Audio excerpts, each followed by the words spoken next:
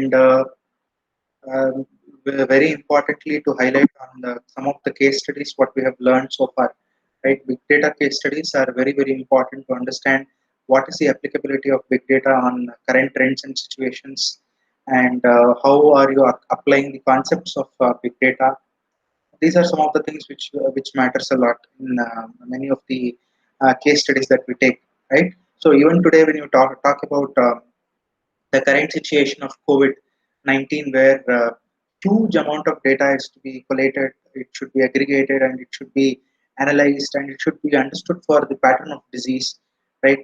And it should be understand whether you are trying to flatten the curve or whether you are trying to up the curve, or there is a heap in that particular curve. You are trying to understand the behavior of that particular disease, basically, right? So there are many such kind of health related case studies which are very important, right?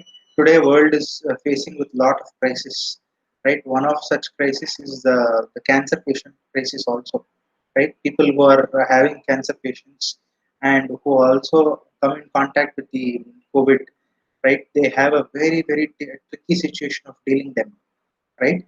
And cancerous patients have lots of issues with the uh, their treatment, their analysis, and things like that. Any 1 in a 10 lakh is a situation where we are finding cancers today, right? The reasons are unknown for cancers, but the predictive analytics and the forecasting analytics, whatever that we look at, right, should be able to tell us how the trends of that particular disease is going at, right? The case studies are very important for us to look at, right? And interesting facts of analytics what we are trying to deal with are that the data is there, the data is in the raw format. You are trying to do some kind of an algorithm, you are trying to apply something on that particular algorithm and trying to show something, so trying to show something which is the pointer to the future, right? That is what is interesting fact of analytics, right? And there are so many case studies that we are looking at. For example, let's say that I just want to scan the emails and find out if there is fraudulent emails, right? And so email scanning itself is a big issue. The reason is because an email server, let's imagine that you are an email server, you are gmail.com, you are getting somewhere around billions and billions of mails, right? And every mail needs to be scanned for any kind of fraudulent or any kind of fake mails that comes in, and you are supposed to categorize it, right? You will have to use technologies like MongoDB. You will have to use technologies like storing in JSON objects. You will have to use technologies like Hadoop to process such a huge email headers. Not one mail, two mail. You are talking about mails which are in billions and millions and millions of counts, and you are supposed to process the data and give the outcome of that particular data. So this is a very interesting part of it, right? Similarly, but there are so many trivial case studies that I am just going to share with you all, and these are all very interesting case studies, right? Whatever as engineers, right? You have spent somewhere around 4 years of your time for engineering, right? And you are almost in the last inch of becoming an engineer, right? And the biggest the contribution what you give is the contribution to the solve the existing problems, right? Today the existing problem is so pandemic, so important that people are struggling to find out solutions for it, right? People are finding to struggling to find vaccination for it. People, there are lakhs and lakhs of people who have lost their lives, right? So as engineer, what is that, whatever that I have learned, can I apply it? Can I apply it and find out a new solution for it? Is there a possibility that I can do some kind of an analysis and find out what is the texture and behavior of that particular virus and find some solutions for it, right? The biggest problem is in the is to find the pattern of how the disease behaves. That is something which people have not able to find, right? On the face of earth, when smallpox was eradicated completely, people were able to find out the disease symptoms. They were able to find out the accurate means of how it was getting into human body, and they were able to eradicate it from the face of this earth, right? Similarly, if you are able to find out a pattern, and if you are able to eradicate completely COVID from the face of earth, it will be something which humankind will definitely remember about. So these are some things which I'm basically looking at as a part of the case study. Applicability of whatever that we have learned, practical aspects of where we are trying to apply. Right? This matters a lot to anyone. Right? What is that I'm trying to do? What is that I'm trying to solve? Right? It is not just as a computer science engineer, I finish my degree and I sit in front of a system doing coding 24 bar 7, right? With that particular coding, are you able to solve the societal issues? Are you able to solve some issues which are related to society or mankind? That is what we are looking at today, right? That is what is the main interest of whatever that we are trying to look at, right? So, as I have told, today there are so many situations where people are trying to work on, right? For example, often it so becomes important that people talk about data engineering, data science engineering, artificial intelligence, and machine learning. They talk about different engineering terms, right? All of them may sound similar, but they are all different, right? For example, if you are trying to do an exploratory study with a development, then you call yourself as a data scientist or a data science engineer.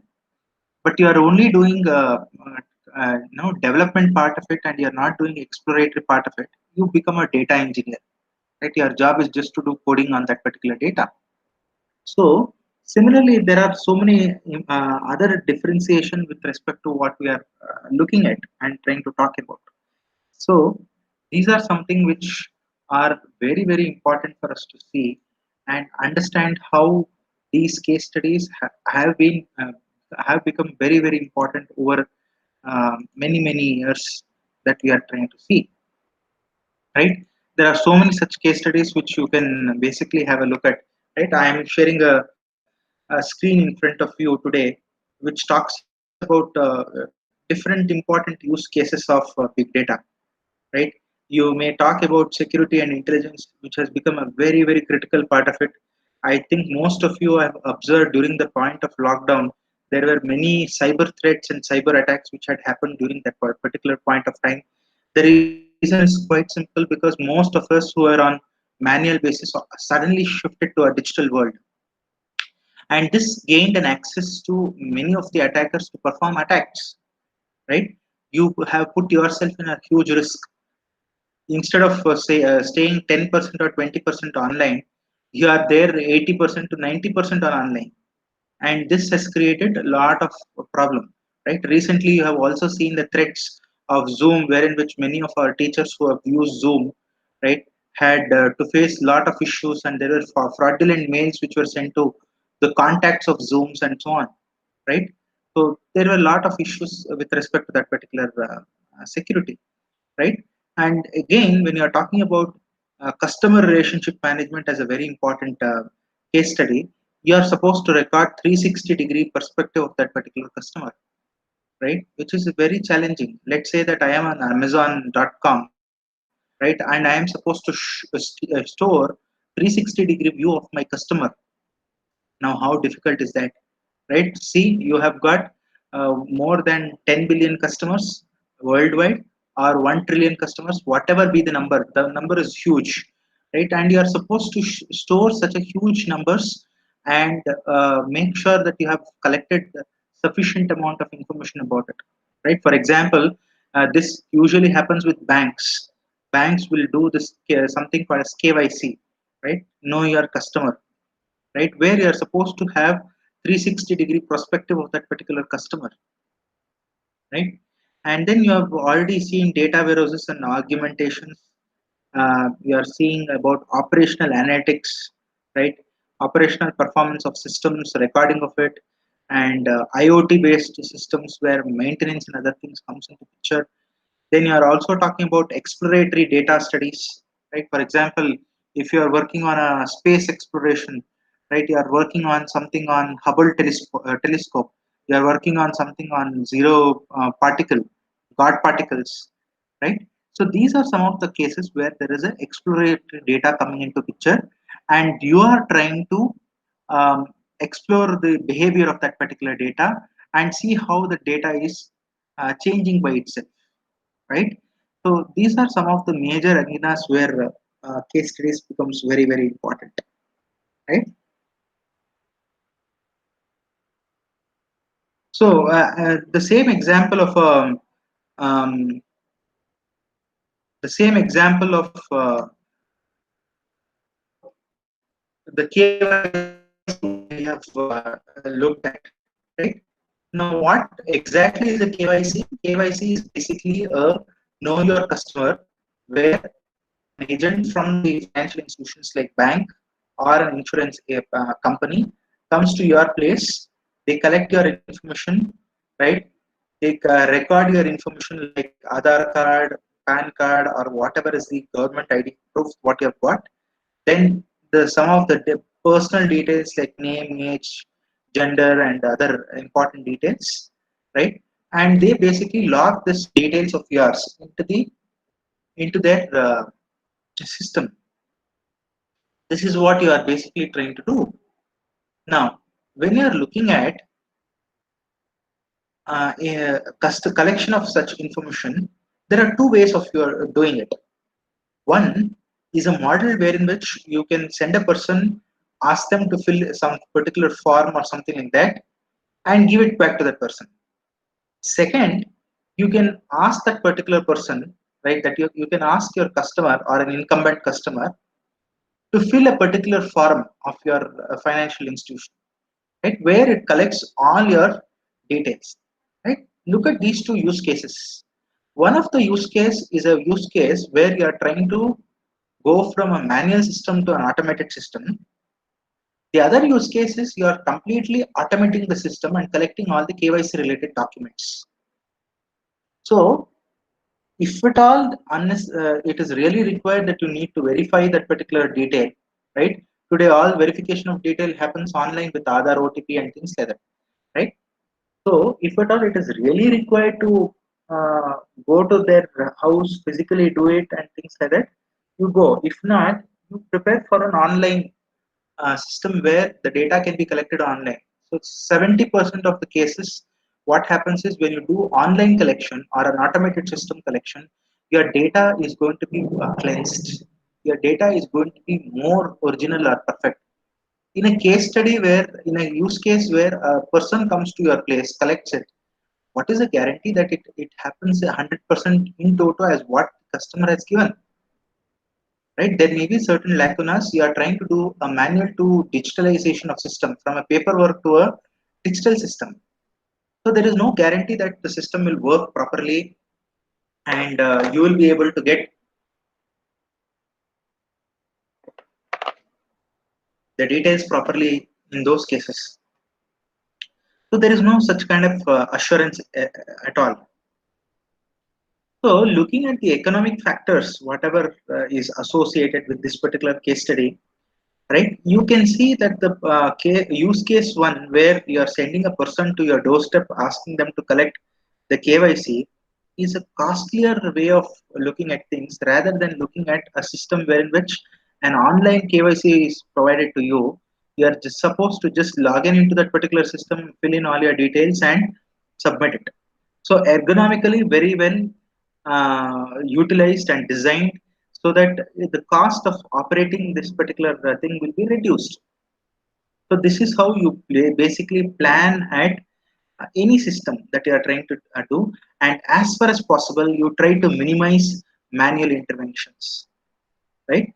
And that is the reason why many of the banks today, right, way back in 2000 itself, right, Citibank was one of the biggest banks which had only one branch in the entire city of Bangalore, and they run all of their operations only on online basis, right? Maybe on a telephonic customer care interactions or on an online basis that they were able to do it.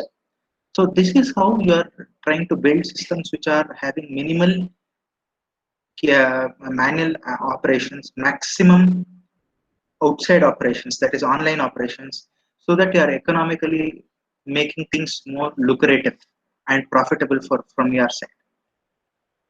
So these case studies, whatever that we look at, are some insights for us to see how systems or use cases are supposed to be built, right? And how we are supposed to basically build systems. The other important use case is that case study is the analytics case study, usage analytics case study. I don't know how many of you here who have joined into this particular meeting have been there for, I mean,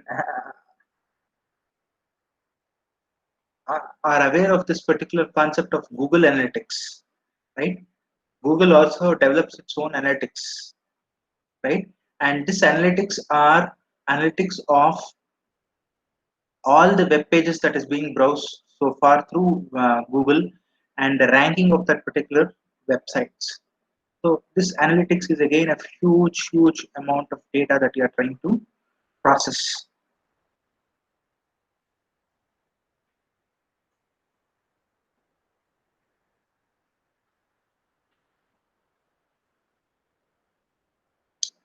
So again, very important case study which comes to us, or very important terminology that we basically discuss, right, is this terminology of data science analysis and software delivery. The analysis, what you're basically trying to talk about here, is a traditional analysis, which is something similar to a data mining, right, where you are mining from different tools and different sources of data. When you are talking about traditional software delivery, it is just a completion of a particular SDLC cycle of a particular product, and you are trying to deliver that software as what you've studied in case of your software engineering. Then you have data science, which is another terminology today, which involves both coding as well as usage of certain important tools for doing it. Right? In a traditional system, you just make use of tools and do an analysis. You are not involved in coding part of it. In a data science kind of a situation, you have development as well as usage of tools or deployment of newer tools. So when you talk about an analytical model, in case of traditional analysis, the analytical model is regression, classification, and other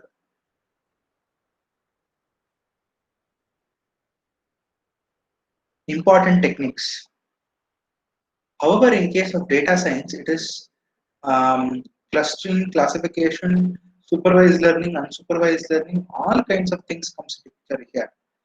In a traditional software delivery system, you do not have any kind of analytical models, right? So when you talk about the composition of people who work on traditional analysis, it is mathematicians, statisticians, scientists. In a traditional software delivery, it is software developers, project managers, system engineers, and so on. In a data science, it is combination of developers as well as mathematicians, statisticians, then scientists, system engineers, and so on. It's a combination of both the things. Time frame, usually traditional analysis, the time frame is ongoing or there are specific time allotted to it. So here in a traditional software delivery cycle, it is dependent on the completion of the SDLC cycle. In a data science kind of a scenario, it is very dependent on the discovery and learning phase leading to the product development, ongoing research, and the product interventions. Now let us see some example for each of these cases. So when you talk about scientific computing, right? Scientific computing is also called many other times as computational science, right? The kind of work what you are basically dealing with is completely on a mathematical model, right? You are trying to work with so many calculations which are scientific. Let's say that there are two things that we are trying to do here. One is a modeling of climatic situation of a globe. Two is that you are trying to find out a classifier that can classify the images which was taken from a Hubble Space Telescope of a supernovas. Right, there were millions and millions of photos which were taken. Now, in the case study one, where we are trying to talk about climatic modeling, we are trying to develop a physics-based models. We are trying to build up a scientific modeling which is most deterministic and precise. And this needs to run on a high-end computing system, maybe a HPC, right? So this kind of thing involves only the data science related approach. That is, you are trying to build a model, you are trying to do a implementation along with that particular model. Now, on the right hand side, what you see here is a classification of supernova images taken from Hubble Space Telescope. Now, this is just a data driven approach. Now, what happens in a data driven approach? We are more largely focusing on the data what has been given as an input to you, and you are trying to basically model the randomness and complexity of that particular system, and just trying to do a simple classification with the help of an algorithm. Now, this kind of a system can run on a tool-based systems which can be on a cheaper machines. It may not require a cluster to do this, right? So this approach is a traditional data analysis approach, which connects with your previous slide, what we have discussed. Data science basically correlates with this scientific model. Okay, so these are some of the things which I just wanted to brief you about, right? And try understanding about different terminologies and things like that. And very importantly, since we have completed our portions long back, right, we are just trying to refresh what we have done and trying to extend our scope of understanding of whatever that we have done so far to a level beyond, and trying to make sure that we are able to put across a very good understanding level, and we are able to do something better than what we have done so far, right?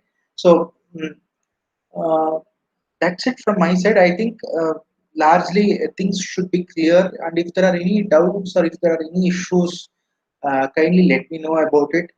Right? If you want me to repeat something and revise for tomorrow's session, just let me know ahead of time so that I can as well uh, prepare the content so that we can revise certain topics what we have covered so far.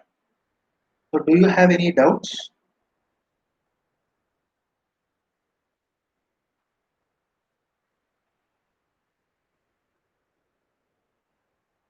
Anybody?